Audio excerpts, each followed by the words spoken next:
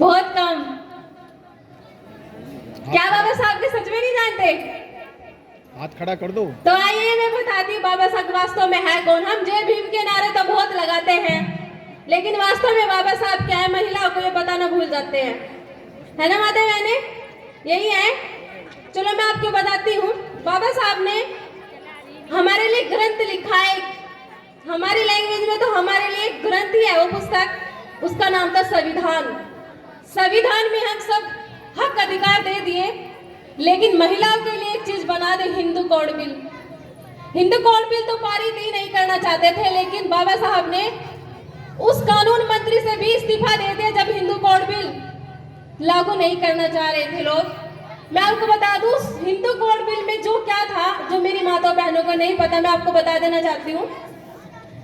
यदि आपका पति आपसे आपके अलावा कहीं और गलत संबंध बनाते तो आप उसके ऊपर आप कार्रवाई कर सकते हो, हिंदू कोड बिल में लिखा है।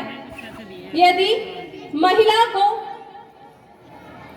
पिता कोई संपत्ति का हक नहीं दे सकता, या ऐसा हो सकता है कि हमारी जो माताएं बहनें हैं, पहले क्या होता था कि हमारी माताओं बहनों को संपत्ति रखने का तक का अधिकार नहीं था।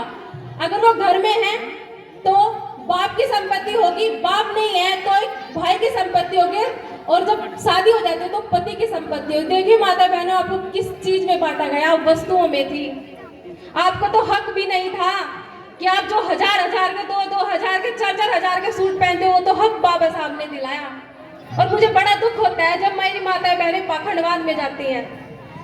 मैं आपको बता देना चाहती हूँ, एक मस्जिद की मौलाना कभी एक महिला नहीं बन सकती, एक मंदिर की अध्यक्ष कभी महिला नहीं बन सकती, लेकिन एक महिला आईएएस बन सकती है, आईपीएस बन सकती है, ऑफिसर बन सकती है, सीएम बन सकती है, पीएम बन सकती है, डॉक्टर बन सकती है, हर चीज बन सकती है। जो कार्य धर्म नहीं करते, जो हक हमें धर्म नहीं दे सकता, वो हक हमें संविधान देता है। तो माता बहनों, संविधान बाबा साहब ने लिखा हमारे लिए, और हमें तो तन ढकने तक का अधिकार नहीं था। हम तो पुरुषों, एक शूद्र आती है जाति, शूद्र में भी शूद्र अति शूद्र आता है, उसमें हम आते हैं। उसके बाद सबसे जो निचली जाती थी वो थी महिलाओं की। अरे महिलाओं को तो अपने स्तन ढकने तक का टैक्स देना पड़ता था। तमिलनाडु के घटना से मैं आपको रूबरू बनाना चाहती हूँ। नगेली नाम की एक महिला थी, उसके पास अपने स्तन ढकने के लिए पैसे नहीं थे, टैक्स भरने के लिए पैसे नहीं थे, स्तन ढकने के लिए टैक्स देना पड़ता था आपको घुटने से ऊपर और नाभि से ऊपर तक के कपड़े पहनने का अधिकार था। जब उस महिला के पास स्तन ढकने तक का भी टैक्स नहीं दिया गया, तो उसने वो टैक्स के अपने स्तन काट के दे दिए। तो माता बहनों सोचो, आप ये इतना अच्छा टैंक, इतने अच्छे सच संवार के बैठते हो, किसकी बदौलत? किसकी बदौलत? बाबा साहब की। माता बहनें बोलो, किसकी बदौलत हो आप यहाँ आज? किसकी बदौलत? बाबा साहब की बदौलत। और बाबा साहब किसकी बदौलत थे? माता रमाबाई अंबेडकर की बदौलत। क्योंकि अगर माता रमाबाई अंबेडकर ना होती तो मेरे बाबा साहब ना होते, और बाबा साहब ना होते तो आप आज इतने अच्छे कपड़े पहनकर यहाँ ना बैठी होती। तो माता रमाबाई अंबेडकर अगर है, वो सबसे बड़ी त्याग की मूर्ति है। अगर कोई आपके लिए माता है तो वो माता रमाबाई अंबेडकर जी है, अदरवाइज आपके लिए कोई माता कोई लड़ने नहीं आई यहाँ पर। जब आपको शिक्षा के लिए अधिकार नहीं था तो माता सावित्रीबाई फुले जी लड़ी थी, आपके लिए कोई और लड़ने नहीं आया था। आज हम कहते हैं, अरे माता, हम बोलते हैं कि शिक्षा की देवी सावित्रीबाई फुले जी हैं। हम सभी बोलते हैं, बहुजन समाज ये कहता है कि शिक्षा की देवी माता सावित्रीबाई फुले, लेकिन शिक्षा की देवी स्कूलों में क्या पढ़ाया जाता है? सरस्वती है। अरे एक बार तो तर्क कर लिया करो खुद से कि सरस्वती ने कितने स्कूल खोले हैं।